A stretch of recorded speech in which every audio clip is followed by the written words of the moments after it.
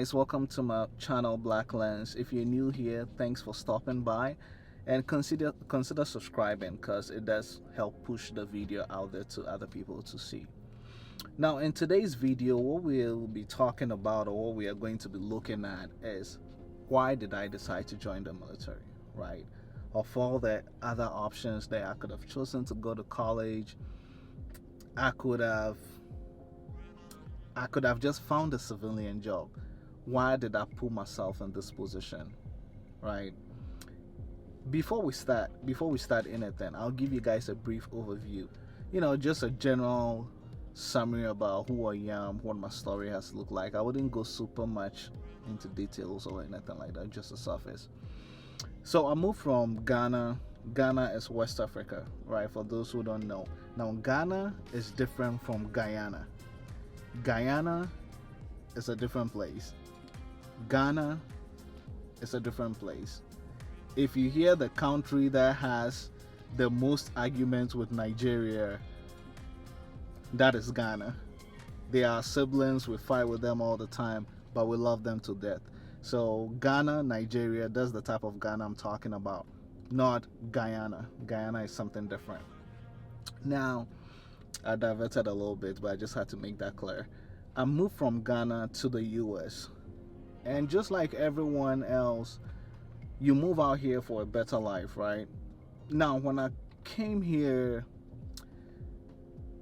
I don't know, like, things were different than I thought. So I came here with the mindset that, because when you watch all these movies and stuff, you have a certain perception about what America looks like, right? And then you get here and then you realize that, wait a minute, that's not really the case, right? So when I got here, I started working as a cashier. I worked at 7-Eleven for a little bit. After that, I did dishwashing. I was a dishwasher. I worked in an Italian restaurant. It was terrible idea, but then the paycheck you make is just to feed you, right? So after a while, doing all these menial jobs, going back and forth, I was like, you know what, I'm getting older, I need to figure out something. Because unlike Ghana or Africa in general, if you were like 20-25 years, you could stay with your parents, like that's fine. Like that is fine. 28 years even, you could be with your parents and they don't mind providing for you. That is okay. But I think out here in the US, life is very different, or at least life is perceived differently. 25 years staying with someone, they even expect you to, pull your weight when it comes to the bills. Like, you can't just stay with them. Even when Africans come out here, just because of the cost of living or whatever, you realize that you can't just be like, I'm here to stay with my uncle and call it a day, or stay with my auntie and call it a day. Well, after the first 2 months, they'll pretty much tolerate you being around, right? But 3 months, 4 months into it, why can't you work? Like, why are you not helping with the bills? Like, sometimes they won't say it, but just facial expressions and stuff, it will tell you that, look, it's about time you got yourself into something, right? So after talking to a few people or whatnot, I was like, you know what? Let me give the military a shot. Let's see what they're about. I went to the recruiter's office. The first recruiter told me that I was out of shape. Like, he straight up just told me that I'm fat. So I didn't qualify. I was like, damn, that's, whew. I went home feeling very defeated. Like, I hadn't even started the journey yet and I was already kicked out. I took a hard hit. Okay, that's fine. But I went to a different recruiter, right? I went to a different recruiter and then he was like, okay, well, we can work with you, like you have to be coming in to work out on these days and blah, blah, blah. They had a whole routine going. So, like, these people were genuinely interested in helping me, right? So after a while, when I took my ASVAB test, ASVAB, for those that don't know, is the entry requirement exams for enlisted. So the military can go to a route. If you have a degree, you can go through the officer's route. A 4-year degree can go through the officer's route. And if you're coming out of high school, no degree, some people have degrees but still choose to go enlisted. That's fine. But if you're coming out of high school, you can go enlisted and you take something called an ASVAB. Now, ASVAB is just an entry exams that helps them determine what your aptitude is. So they based off on the exam, they look at your strength. It's a combination of different types of high school, mostly high school and early college stuff. So you have some math, science, English, some mixture of everything, right? And based off on that exams, they are able to tell, okay, you know what, we should keep this person in admin, we should keep this person in mechanics, electricals, like, they create those general umbrellas, right? So here's me. I took my test. I didn't do so well. It was a pre-test. It wasn't like the main ASVAB. It was just a pre-test to the ASVAB. I took it. I didn't do so well.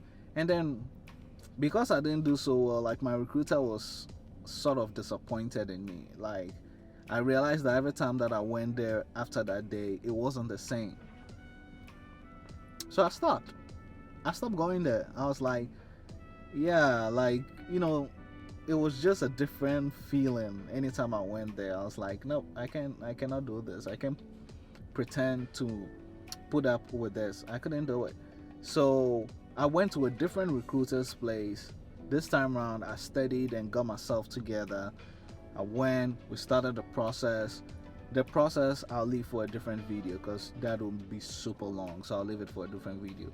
We went through the process. We got everything out of the way. And I took my ASVAB. I actually scored very high. Okay, these are my top 5 reasons why I decided to join the military. Number 1, like I mentioned earlier, it was school without debt. I wanted the ability to go to school, get my college degree, and not have any type of debt, student loans, anything of that sort. I didn't want to deal with that. And when I joined the Air Force, it's working out so far, right? I'm going to school full time. I'm working full time too. And I'm about to graduate with no debt, right? So once I'm done, if I choose to get out of the Air Force, guess what? I'll hold my degree, go look for a job. Once I get a job, it's going to climb up like this. Because unlike the average person, you get a job and you start to move backwards because you have to pay these student loans. By the time you are done breaking even, you're about halfway through your career already. And I didn't want that for myself. I wanted to get my degree, start schooling, and just pick it up and keep going, right? So schooling without debt is my number 1 reason why I chose to join the military, right? Now, when I joined, funny story, when I joined the military, I was like, okay, they told me that, you could travel the world and all these things. I was like, okay, bet. I'm about to take this photography game to a different level, right? I joined the military. Guess what? My first base, my first duty station, of all the places in the world that I could have been, they put me in Nebraska. Like, I would even choose Maryland at this point than Nebraska. Like, Nebraska was just, Nebraska, man. I don't know even how people survive out there. Like, it's just miles and miles of cornfields, right? And I was like, after 1 year, I was like, this, I cannot. So I applied for an assignment and went to Korea. And when I went to Korea, okay, now I was actually feeling like I was in the Air Force. Because in Korea, I could go around taking my pictures.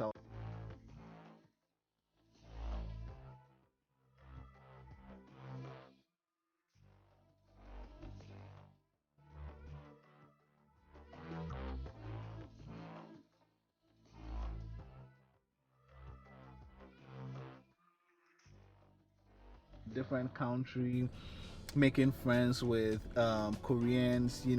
They were showing me cool places and beautiful spots and all these things, right? And that actually made me realize that okay, so joining the Air Force wasn't bad at all. Because at this point, I'm going to school full time. I don't have debts, and I'm traveling the world doing my photography. I was super excited, right?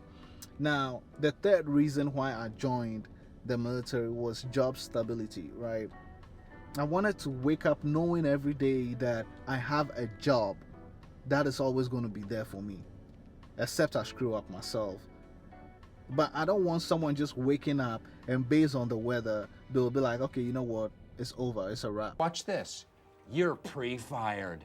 And when I'm promoted, you'll be full fired. Like, I could be at home for Christmas. I could be at home on Thanksgiving, chilling with my family. I could be taking days off, because obviously in the military they give us 30 days of paid leave. So I can legit take 30 days off, be chilling on a beach somewhere, knowing that I'm getting paid. Not having to think about, oh, how many hours did I put in? Damn, did I get 40 hours? 40 hours? So that was one of the reasons why I'm so glad that I joined the military. Another one is benefits. Okay, so benefits is a huge one. Like, I remember when I used to work for a little bit, they promoted me to a cashier, right? And I'll see people like military guys come and they show their ID card and they have 15% off. What? Just by showing an ID card. So it's like, man, this discounts, man. Like, because when you go to Best Buy and all these places, they have like 10% off. There's legit a lot of places that you get discount, right? I was like, man, I need to tap into that discount blessing, because this dishwashing paycheck is not cutting it, right? So that was one of the benefits. That was another reason why I was like, look, let me dive into this. Another benefit is GI Bill. So GI Bill is just the way of the military saying that, okay, if you choose to get out of the military, let's say you did your 4 years, right? And your 4 years is done and you chose to get out of the military says that, okay, we'll pay for your tuition for the next 4 years. Let's just say for the 4 years that you were in the military, you were not able to go to school, right? You were not able to go to school because you were working, you were focused, you're like, I'm going to learn this skill or whatever. So you were not able to go to school. After 4 years, the military is not just going to kick you in the butt and say, okay, go home. After your 4-year contract, you can apply for your GI Bill, which is your educational benefits, and then you take that education benefits to school. So you get out 4 years, you serve 4 years, and in return, you have 4 years worth of college for free. Basically, they'll give you not only money for tuition, they'll give you money for textbooks, they'll give you money for rent. They are not just asking you to go to school, they are even giving you money for your rent while you go to school for the next 4 years. See, like, to me, that sounds like a sweet deal. I'll much rather take 4 years and learning a skill than getting my college degree done, just going straight into college and coming out with $60,000 worth of debt. Another benefit that I enjoy the most is TSP. So TSP is Thrift Savings Plan. It's the equivalent of the 401k for the civilian side, but this is for the military side, right? So every time you work, you can set a contribution amount, right? So they take about, I want to say, just rough estimate, you can set anywhere from 1% to 50% of your paycheck to be applied towards your retirement, right? And this program is good. Get done a lot of other 401ks out there. This program is a good program because not only do you benefit, you can choose to do a Roth TSP or a Roth IRA, meaning that when they tax your money, once the government is done taxing your money, they put whatever percent into an account for you, and that account has the benefits of compound interest over the years, right? So by the time, let's say 20, 25 years, you're like, whew, I'm ready to hang this uniform, right? Guess what? 25 years time, when you go to take your money, you don't pay any taxes. That is when you use Roth IRA. So let's say over the 20 years you contributed, say 30% of your paycheck, right? 30% over 30 years, just rough numbers, okay, rough numbers. You have about $600,000, right? Usually, most other programs, 600,000. By the time you are ready to take it, you have to pay some type of penalties or taxes or something. You have to pay something on that 600. But with the Roth IRA, Roth TSP, 600,000, you can legit take your 600,000 in a lump sum and go your way. Early retirement. The average person who went to college, got their degree, will work till, I want to say, age 59 and a half or 60 years before they are eligible to retire, which is insane. Like 60 years. It's like by the time you retire, you are ready to die. Like, it's like you work all your life prepping yourself for retirement, then prepping yourself to die. Like, that's just the pattern. In as much as it sounds so harsh, that is really it. Some people don't even make it to retirement. So you can be contributing all this money, and guess what? Right? But another thing is, in the military, if you serve honorably for 20 years, right? So let's say you come in at 2000, the year 2000, right? You're like, okay, boom, it's the year 2000. I'm joining the military. I'm going to serve my time. Let's say you retired in 2020, this year. You decided that, okay, you know what? I've had enough of the military. It's about time I go back to the civilian side, right? Okay, guess what is going to happen? First of all, you contributed TSP over the 20 years. That money is different, right? The military is going to look at your current rank. Let's say you retired at a rank of 20 years. Realistically, let's say you retired at a rank of E7, right? A master sergeant. The military is going to take the number of years that you've served, multiply it by 2.5, and the rank that you retired, right? They take all these factors into place, and then based off on that, they're going to say, okay, you know what? For the rest of your life, this is a big deal. They are going to say for the rest of your life. So let's say you join the military at 20 years, right? Right out of high school, you're like, boom, let's do this. You joined at 20 years and you served till you were 40 years. That is 20 years, right? At 40 years, you decide to hang your uniform. You're like, I'm done with the military. Guess what? Without you doing anything, you're not working, nothing. The military is going to pay you every single month for the rest of your life.